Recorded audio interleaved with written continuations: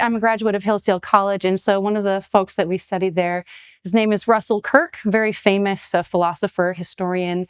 And one of the things that he wrote that I read in my freshman year talked about, sorry, I'm getting a little feedback. He talked about the idea of what culture is. And I'm going to kind of paraphrase it, but one of his famous formulations was that culture is centered around a cult. And what that basically means is that the center of any kind of culture is a religion. And so right underneath any sort of society, any sort of politics, any sort of political maneuverings, there are always spiritual forces at work. And we've been trained out of, I think, talking about a lot of those spiritual forces. In fact, I've been trained out of talking out of those spiritual forces, because for a very long time in American life, we could assume kind of a commonality between people and understanding of religion as a broadly based Christian culture. But now today, I think people are more aware of how long that's been disintegrating. And so today I want to talk about some of the reasons that I've become more willing to talk about faith and religious things, even though my day-to-day job is really focused on politics, which you would but increasingly I noticed as a reporter that politics was getting a lot more religious. And a lot of times people talk about that in terms of, tribes or tribal warfare, or, basically with the canard about, keeping religion out of government, which is ridiculous and impossible. But nowadays, I think people are becoming a lot more aware of the spiritual dimensions of the culture war, and that's something that I want to get into. So so a culture war, it's going to be my argument here today that I hope I substantiate very, very well, that a culture war is at its bottom a religious and a spiritual war. And it's caused by, a fight between two or more warring religions. And of course, as a Christian, I really believe that there are fundamentally only two kind of religious factions. There's God and there's the devil, and all of, there's either the true religion and there's everything else. And so I'm not going to get into a lot of really detailed theology about that. But I think, for example, one just proof of this is that Christianity is the only religion that believes in grace. It is not, works-based religion. It is the only one in which you cannot save yourselves and someone else has to do that for you. There's a lot of other things that you can go through kind of to look and just divide the world into Christianity and not Christianity. That's not my goal today. Actually, what I'm going to do, since we're in a Lutheran context, I'm taking advantage of the fact that we have probably a largely Lutheran audience. And so I'm going to do something very Lutheran and use the 10 Commandments and their explanations from Luther's Catechism to evaluate culture war issues that I cover as a reporter and an editor. So as I mentioned, I used to really try to focus more on, political issues, but increasingly I think it's impossible to really talk about politics without also talking about religion.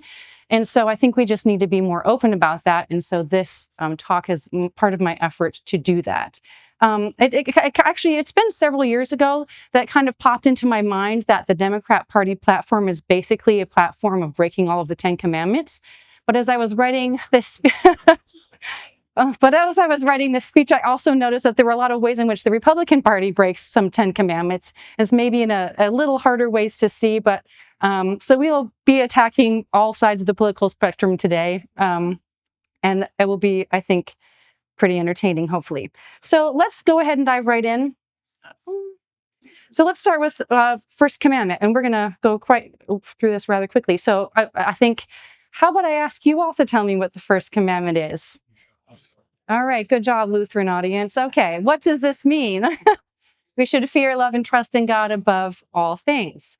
And so, I think there's, as those who are well catechized are fully aware, there's a lot of ways in which we break this commandment. And every time we sin, we're breaking this commandment because we are trusting something else besides God and His Word.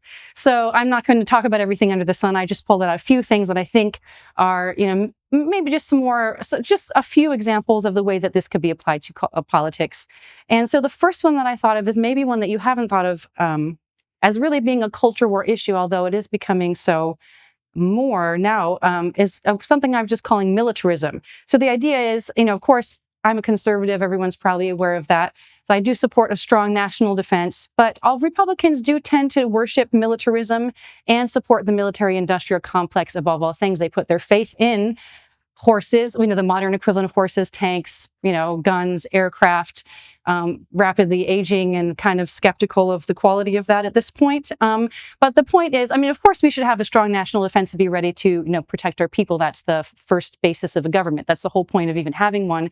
If it can't protect you from alien invaders, it kind of has abdicated its first duty. That's what the founders believed. But at the same time, as a Christian, of course, while we want to be prudent and ready to defend ourselves both in our own homes and our country nationally, there is a level above that in which you're putting your trust in, your own strength above God's strength to protect you. And so that's something that I see. Of course, this is uniparty problem, but that is one aspect that comes out, and I think it tends to be more on the right than on the left. So, and I kind of gave a few hints about this in my opening. Another item in which people worship other gods besides the one true God is in something that I think is really beginning to break up, and I will just call it multiculturalism, right? So we have been for a very, very long time, and I think there can be a good side of multiculturalism, which is to be respecting people and respecting their conscience, and the fact that, it's what they believe religiously is between them and God, and it's a sacred place that really a government cannot enter. That's kind of the good aspect of it. But the bad aspect of tolerance is when you refuse to recognize that there are, religions are fundamentally different from each other. And if you have a religious belief, it is in opposition to other religious beliefs. You cannot both be a Muslim and a Christian at the same time. Or as the fellow who was, I was just speaking with the wonderful bookstore owner who's out there in the hallway, he was mentioning to me one of Francis Schaeffer's sons calls himself a Christian atheist. That's impossible. You cannot both be a Christian and be an atheist. You can be a Christian and a Muslim. Those any two religions are mutually exclusive. So we do, however, and the other thing is, as a Christian, I think we really have to be a lot more in this age where multiculturalism is really imposed on us from the outside. I think we have to be more clear about the fact that it's not a great thing for a historically Christian nation to have large populations of people who worship demons. We do believe as Christians that, that other religions are worshiping either, sometimes they're heretical, but mostly they're worshiping demons, right? So I've talked to a lot of pastors, for example, who, especially if they've worked abroad in other cultures, if you're in a third world situation, people are a lot more often aware of the fact that there are spiritual forces going on in the world. And in American Christianity, we've really kind of adopted what I think is a very convenient lie from Satan, kind of to ignore the fact that a different religion really involves some hostile elements to the Christian faith. And of course, Christianity is always able to transcend that because we evangelize, right? We believe that we want them all, as God does, to come to faith. But that doesn't mean that, it creates very, very big problems when you have people who worship different gods trying to populate the same space, especially from the Christian perspective. So in that aspect, multiculturalism or pretending that you can even have a cohesive society when people have completely opposite beliefs, that's false. And I think that's really becoming more obvious nowadays. And I think we Christians need to kind of help strip away those worldly ideas from our thinking and separate what is proper, how to, love people who are different from you, but also to say, look, we don't really want to invite evil spiritual influences or have them increase in our country. And what are things that we can do to consider that spiritual aspect of what is obviously a culture war issue? Okay. So the third kind of thing that I put on my list of, having other gods, I've included Donald Trump and Dr. Fauci. So I think all of you, or, I think Donald Trump does some great things while in office, not perfect like anybody else, but at the same time, of course, I think we all could probably think of people who treat him as if he's some godlike kind of figure. That would be, a violation of the first commandment. And I mean, I don't know, are all of you aware of the Dr. Fauci candles? Literally people had candles that had Dr. Fauci's face on them and they would light them, very religious sort of behavior and very weird, especially for a man that I understand from people who've worked with him has the IQ of a dormouse. But, when people worship false gods, they do stupid things. And a stupid thing would be worshiping any human, regard Dr. Fauci, Donald Trump, or anybody else. Neither of them is God, neither of them is a devil. And we are commanded not to trust in princes, or to put this one, trust not in princes, they are but mortal, earthborn they are and soon decay. That's a line of one of my favorite hymns. And the point being that, while I absolutely believe that Christians should be working in the public sphere, making prudential decisions, I also, we have to be able to, while doing that, also separate our politics still maintain some distance and from to understand that while politics may help further the gospel or hinder the gospel, ultimately it's never going to save anybody's soul. So that distinction is extremely important. And when we mix that up, of course, we're violating that commandment. And the last thing that I have under here that is a culture war issue that violates the first commandment is race politics. So you heard a great presentation on that just before me, but all human beings are made in God's image. God created all of us. He loves all of us. And every person has an imprint, the imago Dei of God. And so any way that treats people that is not reflecting of God, the God's image in each person that he created and loves eternally that his son died for, is a violation of the commandment that we should only worship God. Okay, let's move on to number 2. Since we had such success with the second commandment, or the first commandment, I'm going to have you say the second one. What is the second commandment? You shall not misuse the name of the Lord your God. Well, what does this mean? We should fear and love God so that we do not curse, swear, use satanic arts, lie, or deceive by his name, but call upon it in every trouble, pray, praise, and give thanks.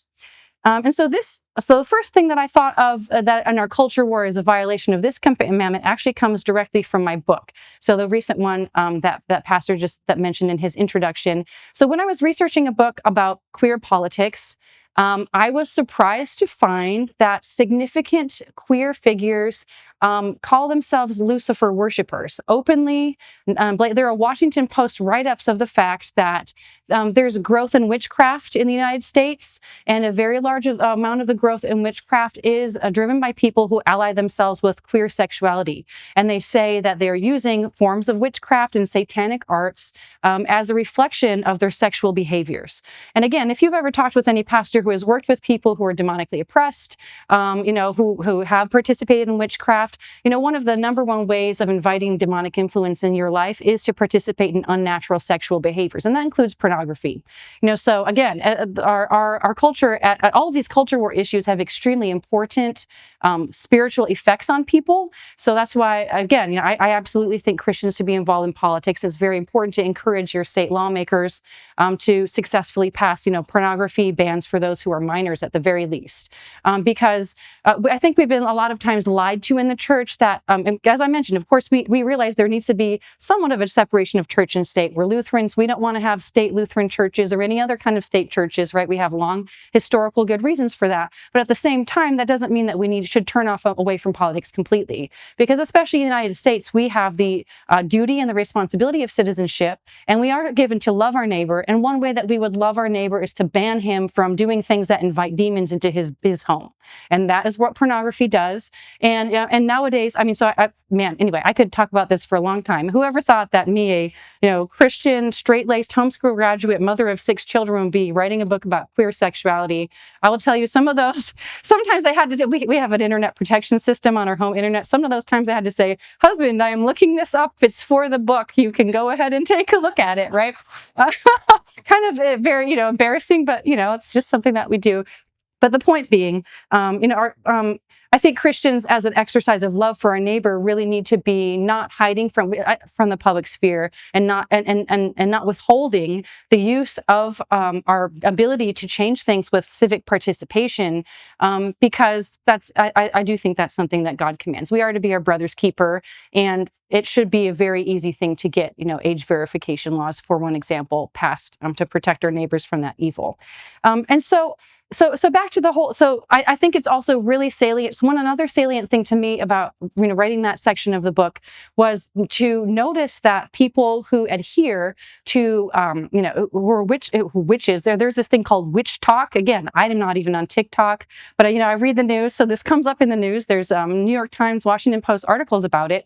So people, you can now pay to have a spell cast, right, by someone. Some people say the spells work. Some people say the spells don't work. But again, as a Christian, I'm sitting there thinking, wow, the people who who may or may not be playing with demons are more bold about talking about their religion in the public square than I feel that I'm comfortable being. I don't really think that a Satanist should be more willing, to be out there in public spreading his ideas than I should be. So it's really encouraged me, for one thing, to, write a speech like this and talk about it. But I would encourage you also to do the same. And because I think one of the ways that we are oppressed is being told to shut up. We'll get to that in a little second. We'll talk about censorship. So another way I think that really that would be obvious to a well-catechized Lutheran, that the second commandment is misused in politics, is these claims that Christians have to support socialism, abortion, socialized medicine, and mass immigration, or they're a bad Christian. Because that's what we know, that false doctrine is misusing the name of the Lord your God, binding people's consciences by putting words in God's mouth, saying God said something that He did not say, which He obviously did not say abortion is a good idea. He says the opposite. I think there's prudential arguments we can have about mass immigration, but God is very clearly, He believes in borders, and He believes in the rule of law, and He believes in orderly processes and respect for, and He also believes, He's very, very clear about not intermarrying with people from other cultures. That's throughout the Old Testament, very clear from God. So there, again, the Bible does not say, here's the legislation you have to have for immigration, but you can't be told, you can't be told either that you must, as a Christian, support, say, mass immigration, or that you must support any other policy that isn't in the Bible, because, as a good Lutheran knows, it is a violation of the second commandment. You can't say God's spoken where He hasn't spoken. So that happens all the time. And we'll talk about kind of the censorship aspect a little bit later. Actually, that's in item number 3. So let's look at the third commandment, which you all know as remember the Sabbath day by keeping it holy. And what does this mean? We should fear and love God so that we do not despise preaching and His word, but hold it sacred and gladly hear and learn it. Good job, folks. The later we get into the evening, the poorer my memory gets, but I assure you I do know these. So the first item that I have under here would be the whole system of lockdowns, COVIDianism, and safetyism. I think there's been a lot of muddying of the waters about that whole issue, but I think you can just look at the policy to see their effects, right? We had grocery stores, we had alcohol, we had marijuana dispensaries open more than churches were. That is obviously just wrong. And Christians should have stood up and said, at the very least, we should have equal access and protections to a marijuana dispensary, to an alcohol store. And that should have been obvious to our people. And the fact that we didn't respond better during that time really means that, and I think a lot of pastors are doing this, and there is some repentance going on, but I think more needs to happen on that front, because what it means is that we did not remember the Sabbath day to keep it holy. And the Bible specifically commands, do not forsake the gathering together. He commands us as Christians, as Lutherans, we are sacramental Christians. We believe that the body and blood is there, and we can't do that in private in our homes, in our closets. We need to do that with a pastor in the appropriate forms of worship. And so it's not okay to abandon that for a month, for 6 months, for a year.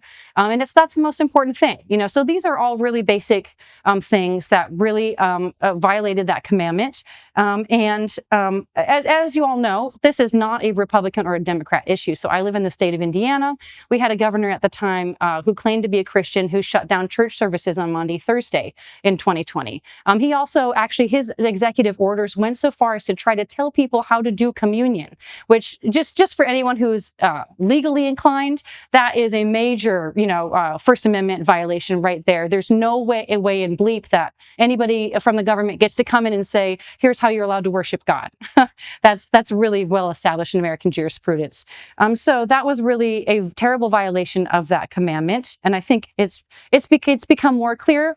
And I think it's, we're all sinners. We all make mistakes. It's okay that we didn't do that perfectly, but we need to do better next time. And we need to really repent for the things that we did that were wrong and come into better alignment with what we as Christians believe and teach and is clearly spoken about in the gospel. So the second item that I have under here that is a culture war issue that violates the third commandment is schooling. And this is kind of a sleeper issue. But, nowadays in America, we basically have Christianity banned from public schools, while other people of other religions can practice their faith openly, not only in public schools, but, in government institutions, right? So in my area, public schools pause for Muslim, prayer times. They do not pause for Christian prayer times, right? And so, that is clearly an issue where we are not and the Christian issue there is, and again, as Lutherans, we have a very, very long history of establishing church schools for our children. The first thing Lutherans would do when they moved to an area was they would plant a church. They would, build that church. And the next thing that they would do is build a school to go with the church. Because especially Lutherans, similar to Catholics, have this correct belief that the children must be raised in the faith, and there is no education that is apart from the source of all truth and knowledge, Jesus Christ. And so it is impossible to truly educate a child in the absence of Christianity being at the center of that education. And this to me seems a very obvious and clear thing, but as you all know, this is not obvious and clear to the vast majority of people who call themselves American Christians. But I think it is really a third commandment issue as well as some other issues, because we have to remember and put Christianity first in the education of our young people, and that needs to be completely non-negotiable, and it always has been historically for Lutherans. And again, I see more movement in this direction now, and it should continue. And the last item that I put in here, remembering the Sabbath day, it's very important that the explanation talks about not despising preaching and God's word, but holding it sacred and gladly hearing and learning it. So obviously that applies to my last one. But the other aspect that it really is a big culture war issue is, again, that withdrawal and the withholding and the particular discrimination against Christianity in the public square. Again, so for example, we have all of these, for example, a Christmas display somehow has to include Satanist trees. Right. That is, I don't have time to talk about the founders' understanding of the First Amendment. That's kind of not my purpose here today. But the American founders really meant for the First Amendment to apply to a Christian culture. They believed that, at the time that the First Amendment was passed, there were state churches in the majority of the states. So again, I'm not an advocate of having government-run churches, but the point being that the founders believed that Christianity could be a state-established church, and that didn't violate the First Amendment. So our current, basically, the using and twisting of that amendment to basically run Christianity out of the public square while putting up all of these altars to pagan gods in their public squares, that is obviously a distortion there, and it damages the expression of the third commandment in our society. Okay, let's move on to number 4. By the way, I didn't grow up Lutheran, so I remember I learned the commandments in a different order. So that I always think of that once we get to this, because those of you, I keep assuming that you're pretty well educated audience, because I heard some of your questions earlier. So probably some of you know that, the Reformed and the Lutherans kind of divide, and the Catholics divided up there were really 9 commandments, and because it's the 10 words, right? And the first one is, I am the Lord your God who brought you out of the land of Egypt, etc. So kind of to shoehorn into the 10, the different traditions of Christianity is divided up to 2 different kind of commandments to get to the 10 number without including that first word. Okay, so number 4 is honor your father and your mother. Well, I think this one is a pretty obvious way that our culture wars touch this one. The first thing that should spring immediately to mind, I think, is the hatred for our ancestors and the degradation of family ties, if our grandparents are of the hatred for what grandma and grandpa did, and calling it all racist and wrong. And of course, I'm not saying, our ancestors were sinners just like we are, right? They didn't do everything perfect. But there is an aspect here of, children are commanded to love their parents even though their parents are sinners and they are not perfect as well. And there is a respectful way to point out the sins of your parents and your grandparents. And there's a disrespectful and dishonoring way to point out the sins of your parents and your grandparents. And so the erasure of the history, the tearing down of the statues, the use of ethnic hatreds, all of those are just are complete violation of the commandments to honor our fathers and our mothers. So obviously, so that's a spiritual kind of underlying to, again, another culture war issue. And I also put under this one the issue of feminism. I know that feminism is a super tricky issue, but I don't care. I'm just going to tell you what I think. I think it's evil. And I know, I know a lot of really good women who say, well, it's really great that we're able to vote and so forth. And I'm thinking, I'm not really sure that it's really so great that we're able to vote. If you just look at the voting records, ladies, we're not doing so great. Although I will say married ladies vote very well. Single ladies, not so great. They should be banned from voting. Thank you for laughing at that rather than throwing tomatoes at me. This is a great audience. So where I see feminism as rejecting, the honoring of our fathers and our mothers is actually, feminism is really a rejection of the fact that men and women are different. It's trying to make men and women be same. And what is feminism really rejects motherhood. It rejects the fact that women have the bodies that grow the babies, that nurse the babies, that the babies want to be with for a very long amount of time. And it tries to pretend that the sexes are the same. That is a dishonoring of a motherhood. And it really encourages women to pursue a career at the expense of the family. Obviously, I have a career. I have children also, So I think there are ways that you can do that in a godly way. And I think there are ways you can do it in an ungodly way. But I think the ideology of feminism is a rejection of fatherhood and motherhood as being distinct and reverenced vocations that God loves and that he uses to bring new people into the world that he wants to take to heaven with him. And so feminism really rejects femininity, and in so doing, it violates the commandment to honor our mothers as well as our fathers, because feminism is really, there's a number of great books you can read about this. One of my favorite recent ones is by Carrie Gress. It's called The End of Woman, but she examines in there how from the beginning, and so a lot of people will say, well, second and third wave feminism, they were really the bad ones, but first wave, they really had some good grievances. So she does the research to really show that that's not true. But the feminists, the original, first, second, third generation feminists, with their rejection of the patriarchy, was also rejecting God's created order, because it is explicit in the Bible that God created men to be the heads of their home. God created men to be the heads of the church. And that is not a dishonoring thing for women. It is a protection. And that, of course, is why our church doesn't practice women's ordination. And so that is a way in which we respect the vocations and the bodies that God has given to fathers and mothers, that they are different. We work together in complementarity, and that women are good, men are good, and we're great together. And that's how we uphold the commandment, is by affirming, the bodies and the vocations that God gives us with those bodies that he gives to us and nobody else. I think it's a real rejection, and it shows a hatred for God to say, God, this body that you made me is bad. I don't like what it does. It grows babies. That's somehow yucky. So we shouldn't do that. Okay. I think number 5, you shall not murder. And we can all just repeat the catechism together, because obviously I need a little bit of a refresher here. What does this mean? We should fear and love God so that we do not hurt or harm our neighbor in his body, but help and support him in every physical need. And I think abortion is an easy and obvious one. It's a culture war issue that obviously violates this. I think transgenderism also kind of fits under this category, because it is hurting and harming the bodies of our neighbor. And I see some young people in the room, so I won't talk about that. But I think if you are not convinced of that, I have some pictures to show you privately. But the third item that I put under here is unjust wars. So the Christian tradition has a very, very long tradition. Christians are not completely anti-war. Sometimes you do have to fight in order to defend an innocent person or your civilization or your family. That is just a basic human reality brought to us by sin, right? Sin creates murder, and to stop murder, sometimes you have to kill a would-be murderer, right? So, but the Christian tradition has a very long history and a philosophical basis for deciding when it is moral to wage a war and when it is immoral to wage a war.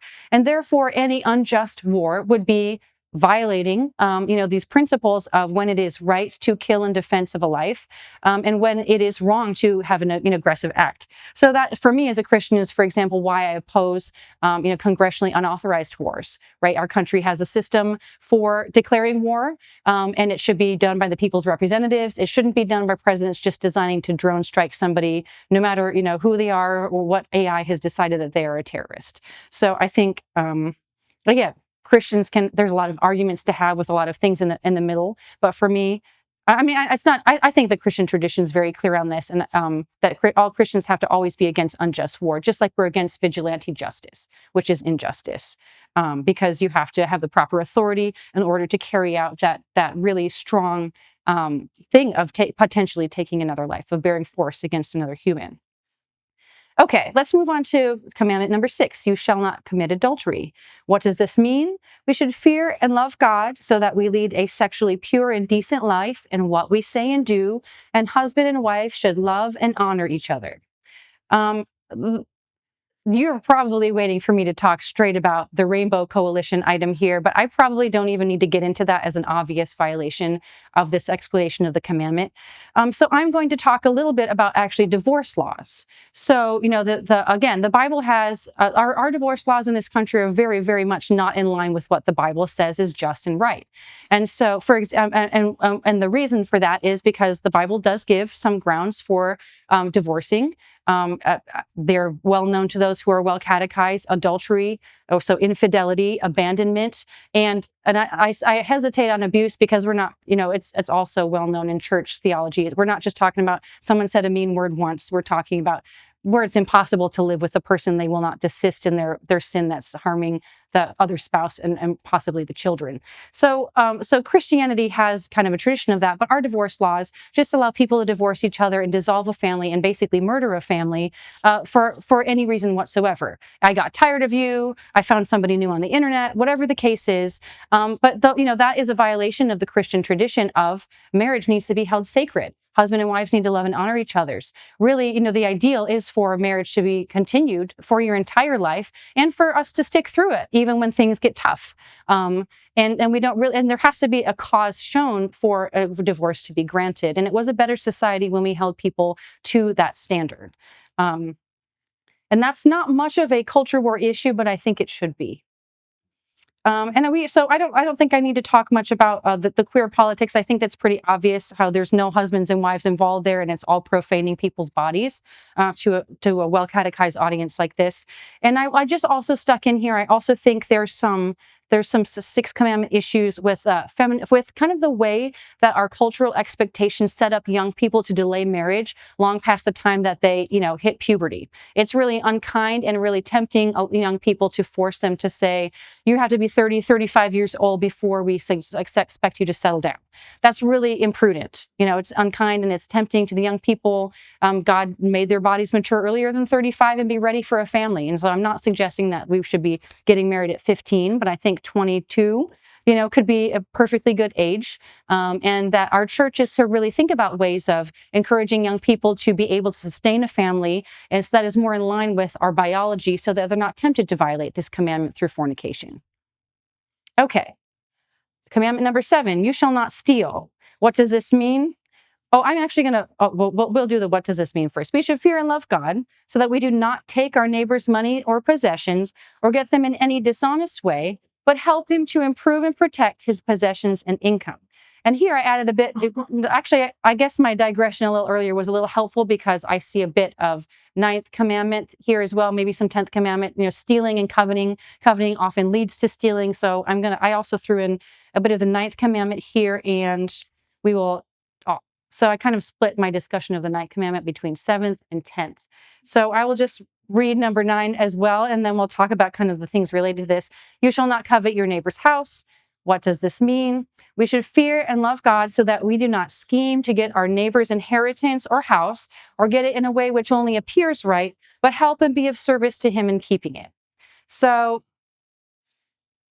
I'm just going to say this, and feel free to argue with me in the question and answer if you want to, but we'll just see what happens. I actually think illegal immigration can be considered a violation of this commandment because what that is taking is, so I think of illegal immigration as similar to, it's kind of the national version of if I just walked into your yard and started building my own house in your yard and said, hey, I'm going to live in this yard too. That would be a theft of your property. It would be, squatting is like the term for doing that with a house. And it's the same thing with illegal immigration. We do have, I do think that our legal migration system needs to be improved. It is not set up for the best interest of the American people. However, we do have one. And even though it is a bad system, it is not necessarily in itself horribly evil, and people should follow that system. And that's the same way for, and otherwise you're acquiring what belongs to the American people as our birthright. The benefits that we get from being an American citizen without committing to the social compact that vests you with those rights through the legal process. So I see, and I actually recently did a story where I calculated using from leftist sources. I basically cross-referenced the number of, there were leftist sources that came up with the they had a number for anchor babies in the United States. So anchor babies are children of illegal or foreign citizens who came here illegally, and they anchor babies are given U.S. citizenship because they were born here, even though their parents came and obtained that citizenship, for their child fraudulently. And so I cross-referenced the number that these leftist organizations put out, estimating anchor baby numbers with the numbers of kids enrolled in public school. And I came up with a figure that 1/4 of public school enrollments is anchor babies. So that's 25%, just about 22%. Again, these are all estimated numbers. We're talking 1 in 5, 1 in 4 kids that taxpayers are paying to go to public schools would not, if we had enforced our immigration laws, they wouldn't be there in the public schools using the taxpayer resources. So that is just a straight up theft.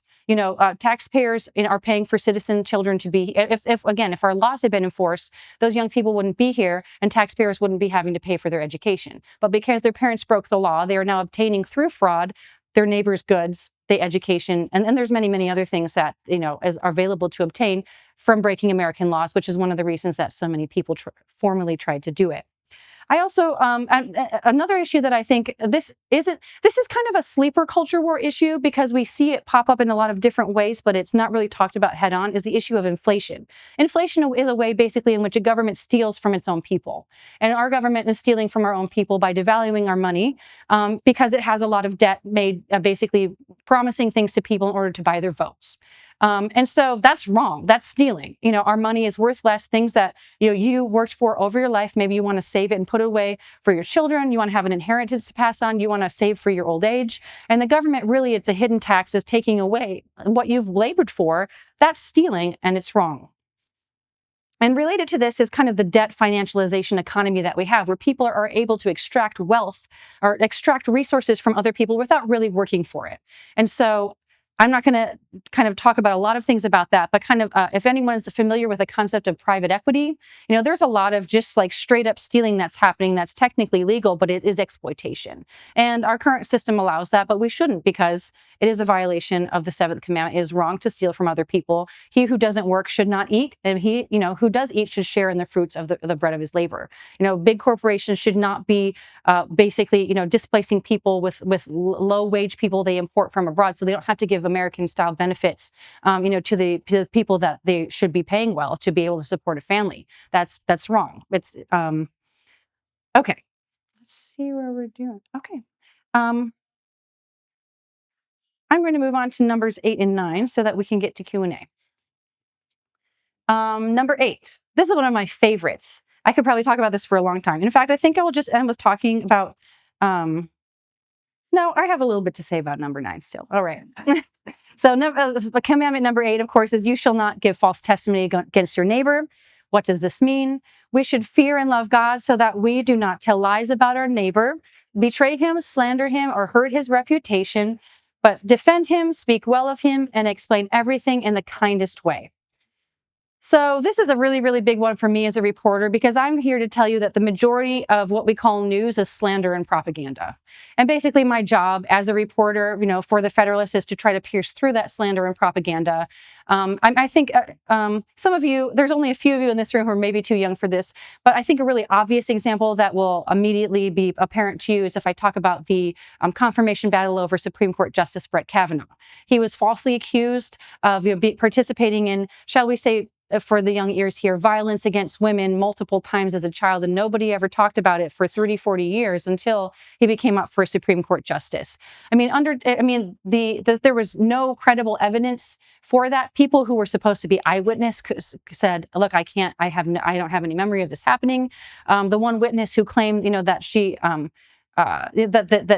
she was a victim of this, let's say, has a very long history of drug use and couldn't, recall many, many alleged details when she was put on the stand. It was all a fake. And that is just one very high profile example of the constant use of slander to hurt people's reputations in order to basically make it impossible for them to wield duly given authority that, the elected representatives want to give to them. And so, as I kind of mentioned this a little bit earlier, but the use of slander is very, very common. And I think this is one way in which we can see the spiritual aspect of the culture war as well, because what is the devil? He is the accuser of the brethren. He is the one who sits there and says, you're bad. Your skin color is the wrong skin color. You grew up in the wrong neighborhood. You're too Christian. How do you want to, make your church, a church, you want to mix church and state. You're a theocrat, blah, blah, blah, blah, blah. Accuse, accuse, accuse, accuse. So whenever you hear someone slandering and accusing, you should immediately have a little flag in your head that goes up. The devil does that. I hear the words of the devil out of that person's mouth, and you should wonder why. I think on the other, and as probably a lot of you, because this is a pretty good audience, are aware that there's the abuse of this commandment as well, especially on the conservative and Christian side, to prevent people from truth telling and to prevent and hold back proper rebukes of public sins to create by those in authority, right? So a lot of times people who are Lutheran are told to sit down and shut up because they're not explaining everything in the kindest way. And so they're not able to restrict from objecting to public sins. That is an abuse of this commandment, as probably your pastor has well taught you. But I think it really needs to be thought about in the context of the public square, because Christians are the most vilified, group in American society today. And that is because, again, the culture war is a spiritual war. Why does the devil want Christians to shut up? Because, you belong to Jesus Christ, and he hates Jesus Christ, and he's trying to get at Jesus through you. Luckily for us, that's not going to work because Jesus already won everything. Huh. Okay. I could talk about that for a very long time, because basically what I do all day is respond to propaganda. So if you want to talk more, ask me in Q&A. But and I have several things that I want to talk about coveting. We'll just repeat number 10. You shall not covet. What does this mean? We should fear and love God so that we do not entice or force away our neighbor's wife, workers, or animals, or turn them against him, but urge them to stay and do their duty. And I've mentioned several other things previously that I put under this category, such as feminism, pushing women into careers and turning them against their families. That's enticing women away from our God-given vocations of raising godly children who will go to heaven with us.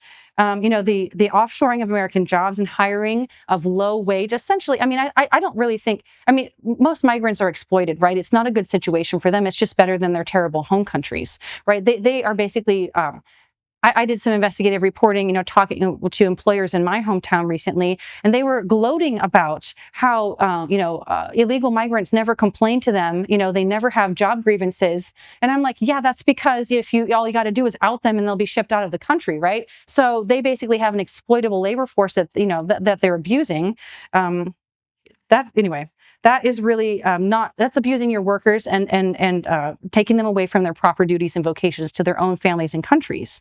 But the last thing that I haven't talked about here that I think is pertinent is, that is a challenge for every Christian, including me, is envying kind of a pagan lifestyle of career and consumption rather than the Christian lifestyle of children, family, and self-sacrifice that is despised by the world. Because if you look out at the media, you're always it's always held up in your face that you're not some kind of, whatever, you're not famous, right? But I don't know if you know anything about famous people. They have terrible lives. They are going through a series of boyfriends and girlfriends. They're growing children in petri dishes with people that they are, they're paying them, to generate their children, through the surrogacy industry. They're doing all kinds of terrible substances that destroy their personalities and their bodies, and et cetera, et cetera. We shouldn't be coveting, the lifestyles of sin. We should be grateful for the work that God puts in front of our face. And a lot of the media, that is sold to us really is trying to get us to turn away from the Christian life. And so we should be aware of that and reject it. So I realized that I love being able to use Lutheran terms. This is so great. I realized that this has been a very law-heavy talk. So I'm going to talk a little bit about the gospel at the end here. I want to run through briefly. So I have switched to thinking of my job. Of course, it is a political job, but I also now think of it as a spiritual job. And so because it is a very, and I think all of us, because we're in the same information environment, it's very, even if you, so I do cut down on my screen usage, my social media usage, all of that. I think that's good for people's souls, and you should do that to the extent that you can. But, even when it's still going to influence you because we all live in a culture that is really straight up pagan at this point.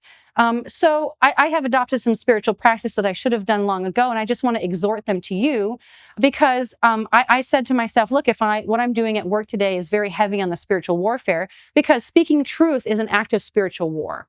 Living in your vocation as a Christian mother or father, you teaching the gospel to your children, you loving them, you giving them a hug when they're sad, being Jesus to them in their time of need, you helping your neighbor, it is a participating in the spiritual war, right, on behalf of the kingdom of heaven. And so we all need kind of reinforcement in that, because this is just the Christian life that we're living. So I said to myself, I'm exposing myself to more of that by the kind of work that I do, because we're in a propaganda environment. And so I have a couple of, I don't do anything super special. Maybe the thing that I do that probably most people aren't able to is going to church 3 to 5 times a week. So our church has a daily church service. It's, usually matins, and during the penitential seasons, it's divine service. But if you are able to go to church more than 1 time a week, especially if you're able to get communion, I would highly commend that to you. I do. The Lord says that he gives his strengthening to us in that. We can believe that and come to him to feed us, to feed our souls. That's the purpose of it. And so if it is available, go and get it. Anytime you're able. I realize some people, maybe you're driving an hour, 45 minutes to church, but as much as you are able, I would encourage you to do more of that. I found that to be extremely helpful to me in refreshing my mind. Of course, every individual and family should have daily Bible reading times. Our church has this thing that's called the Congregation of Prayer that our pastor puts out. You could also use the Treasury of Daily Prayer. That's an excellent resource. I'm right now, in my personal reading, since my family does the Congregation of Prayer as a family, I've just switched over to kind of the Bible commentary series from Pastor Adam Coombs. You can get that from Ad Crucem online. Very readable. I'm really loving it. I can hardly put it down. It's making me read a lot more Bible faster. But everybody who is a Christian should be reading some Bible every single day. And I used to basically tell myself, well, I'm a working mom of 6 kids. How do I have time for this? It's like, if you have time, that should be the number one thing that you do. So I started to fit in just a couple verses at a time. Like, so I'd sit down at the table. Once I finally served the kids and can sit down myself, I would be on my phone, be like, I always have, a Bible that I'm reading through on my phone. So before I can do anything else on my phone, I've got to read some of my Bible. Well, wouldn't you know, that really ups the Bible reading in a day. Kind of convicts you about how much phone time you're looking at. But that's just one. So I nursed babies for 10 years straight. So nursing babies, another great time. If you're doing that, great time to read some Bible verses. I love singing hymns with my children. I would encourage that to really bring an atmosphere of joy to your home. Really does. That's wonderful. All of these things are these are really basic. I don't probably need to tell you them. You know what you should do, but I just want to be here to say that as I started doing more and more of these, that were increased in my appetite for them. And so I just want to share to you as one beggar to another, telling people where to get bread. That's the famous C.S. Lewis formulation. I'm a beggar. I've got some bread. I know where you can get it. You know where you can get it too. So go help yourselves. And with that, I'm open for some questions. One of the ones I thought about was Molly Hemingway's new book, Rigged, on elections. Mm-hmm. Would you include that there in the 7th commandment as well? Let me review my notes here. Yeah, I would. So I don't know if you all haven't read that. Oh man, anyway, Molly's such a great reporter. I just love reading her just for me. It's professional development for me to read what she writes. So she really writes about, I would also put maybe some 8th commandment about that, because the way that our political process is so driven by smears. So I just, was it this morning, or I think it was yesterday, that I wrote a review of a book that was talking about school lockdowns under COVID. And it was by a leftist reporter. So, writes for New York Times, Wall Street Journal, Wired, the New Republic, lefty sort of publications. But he was concerned about school lockdowns because he saw the effects on his kids, and he was aware that the data showed that children, were less at risk from COVID than from the flu. So there's really no logical reason that the children should have been locked out of schools. So he wrote a book about this, and he says, so as a dissident kind of writer that people knew about, he says every single day he would get multiple texts from highly placed people in scientific institutions, Johns Hopkins, CDC, places where people have expertise to say the children shouldn't be locked down. This is foolish. It's not scientific at all. But they would never go public with it because they were afraid of being smeared. So that eighth commandment issue that we have, and that the smear machine is so strong, and we're not talking just the smears turn into threats to people's physical safety, right? So, you know, Brett Kavanaugh had a murderer outside his home. The only reason he didn't go in with a gun is because somehow, probably Jesus, decided to make him turn himself in at the last second while he's sitting there with guns in his trunk, right? Amy Coney Barrett's sister, had bomb threats, to her family, right? So we're talking about smears as well as very physical threats to people's lives, which is obviously another commandment problem. And so, in that kind of atmosphere, that is what creates kind of the culture of fear that we have. Now, one of the things that I kind of skipped over in order to get you to pizza faster was one of the things that I actually will take the opportunity to say this as, and I think the young man before me also mentioned it as well, but in order to break that control over all of our lives that is used by fear and false accusation, which again, we know false accusations are just straight up devil, right? The Bible says so. He's the accuser of the brethren. What does he do when he comes before God, before Job? Job is bad. Job did this. Oh, I bet, if you do this, he'll turn away from you, right? Lie, lie, lie, lie, lie, all the time.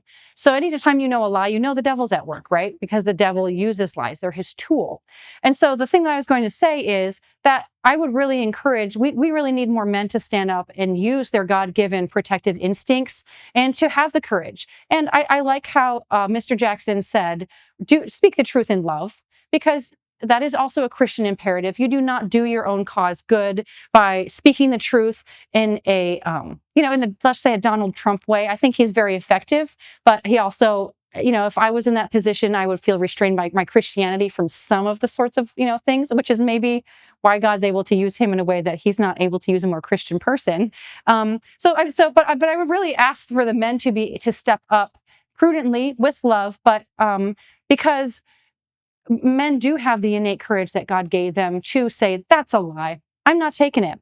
And they have, women are more attuned to the relationships, right? Oh, it might hurt so-and-so's feelings. I think God made men less concerned about people's feelings in order so they could be guardians of truth. So I would really encourage men to, I know that living in a censorship culture and an anti-male culture really cultivates bad habits in men, but men need to learn how to cultivate the right habits. So if you don't know how to speak, practice some speaking. Go to Toastmasters. There are resources available. Have someone listen to you. Practice, maybe start teaching. In our church, we're always looking for someone to teach Sunday school, right? Because we have 50% of our church is people 18 and under. So maybe teaching Sunday school to some children would be an opportunity for you to develop your teaching and speaking skills while also serving some of your neighbors. Just there are ways that you can learn to practice how to use your voice. And a lot of us are out of practice with how to speak the truth in love because we're often prevented from speaking at all. Or if we stand up and do something manly, it's 90% good but 10% bad, and everyone fixates on the 10% that, oh, you were a little rough over there. So I think we really have to embrace the things that men bring to the table that solve the problems that we are in, and allow them to do things imperfectly sometimes and really stand with them for the 90% of good that they're able to do and encourage them to improve on the other 10%. Thank you for this very helpful outline around a structure we all know so well. I have a question for you. On the first commandment, I think you were working from a paraphrase from Psalm 146, which I know, and put no confidence in princes, nor for help on man depend. He shall die to dust returning. But yes, yeah, I'm sure the hymn. I think it's it's a versification from 146. So obviously putting no confidence in princes is a very helpful way for us to avoid idolizing government and government involvement. Mm-hmm. Then you went on at various points to, I think, helpfully advocate for government involvement, wherein government might set up legislature which would restrict sin, and actually, which to me, I wonder if it doesn't create a certain kind of a conundrum there, wherein, so as a thought experiment, our government currently outlaws lying if it creates financial burden on others, right? Mm-hmm. But what if it were to outlaw lying outright, right? Then actually it might, we might find ourselves putting confidence in princes for something that in fact we ought to put confidence in Christ for. Do you see the concern I'm raising? Or I see what you're getting at, but I don't think it's actually a problem in the way that I think you're trying to oppose two things that actually work just fine together. So I mean, so you just have to have government in its proper place, right? It is not in the place of the church. But I mean, so Luther, if you read Luther, one of the big reasons that he wanted to have schools for children, as we know, we want to have pastors and teachers. He also wanted to have government officials because we have to have godly government officials. I think it is good to seek legitimate power and to exercise it for good. And I want more people to do that. We need it badly. And I mean, our government is so terrible that almost anything that you run for, you will be better, than the person who's in that position right now. And we need, and our Lutheran fathers absolutely are in favor of that. Melanchthon, like, I know he's not perfect, but right, he and Luther are working together. And Luther absolutely believed that, one of the things for the church is to raise up godly businessmen, godly, public leaders, as well as, for the people to work in the church, because we don't want to live under oppression.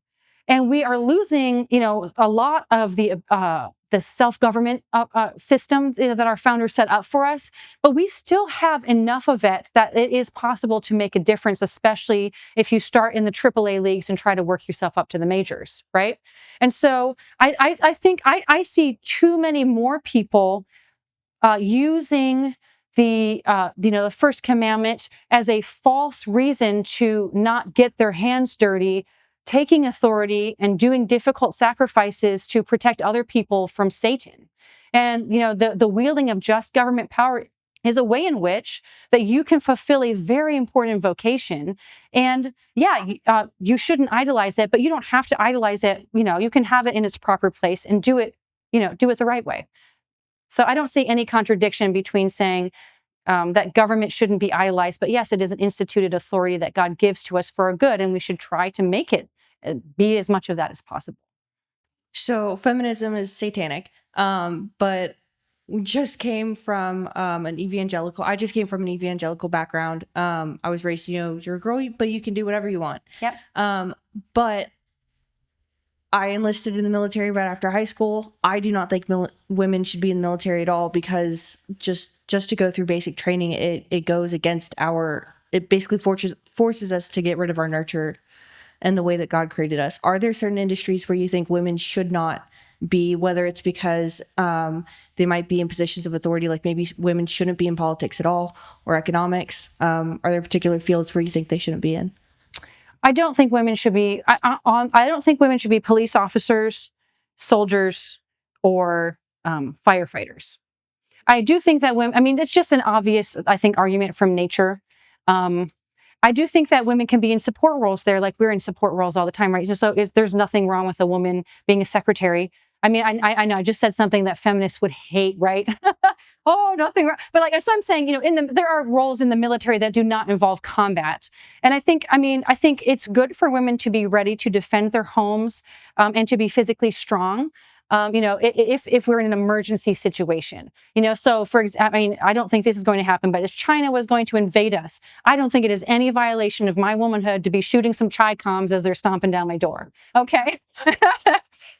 However, I don't think that, but that's an emergency situation. And, I'd be doing that with my husband and my sons all together, because there's no alternative right at that point. Just like I don't think, so, I am, so I don't think there's anything wrong with, if a bad guy comes into your home, he, wants to pillage your home, absolutely. If the woman's there, she gets, she go ahead, get your gun, do what you need to do. That you're the person there on duty at that time, and Jesus will back you up, right?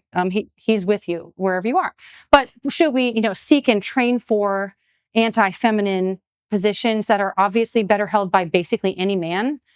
No, So, and I don't think it should be hard to even say that, because it's so obvious. I mean, if you've ever seen like a police cam video of a woman cop, like, she just doesn't do a good job. And it's not because she's bad. She's being a good woman, but that makes her a bad cop, a worse cop. And so why would we ever put a woman in the situation of going against and violating her nature? A man should be stepping up. The only thing I will say about that is, so in my own industry, sometimes we have a very difficult time finding qualified men. And so I think, sometimes if there is a police shortage, and the women are being hired to cover that, a firefighter shortage, the men should be stepping up so that there aren't women being put in those roles because there's no available men. And so I hear a lot of like whining, from men about feminism, but whining is really not masculine. It's also, despair is a sin. It's very effeminate to sit there and be like, well, I can't do it because those feminists over there. Grow a pair, please. Men, you need to suck it up and say, look, I can run faster, I can hit harder, I can get higher test scores, I can beat the women, and I know I can do it, and then prove it. I think that actually men are capable of doing that, and I'm just sick of all the whining about that rather than showing me what they can do. I would like to have more qualified men being available for every position. Thank you, Mrs. Pullman.